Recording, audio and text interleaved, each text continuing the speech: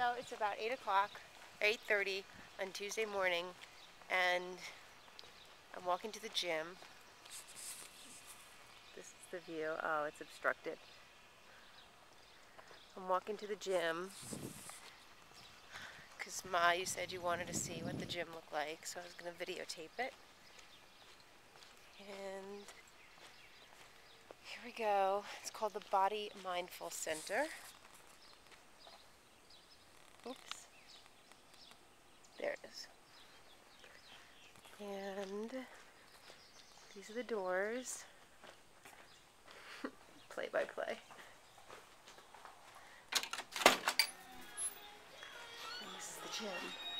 Notice there's not a soul here, which is the best way to do this.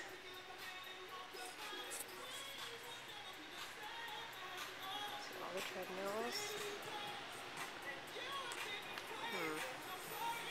Yeah, that's better. Treadmills, the ellipticals and the bikes. Okay, all these weights, all these machines. It's nice. It's a good gym. Mirrors, you can stare at yourself the whole time. My Miraval bag. Every guess one. And then coming outside, here's the pool. This is the pool where we do water aerobics.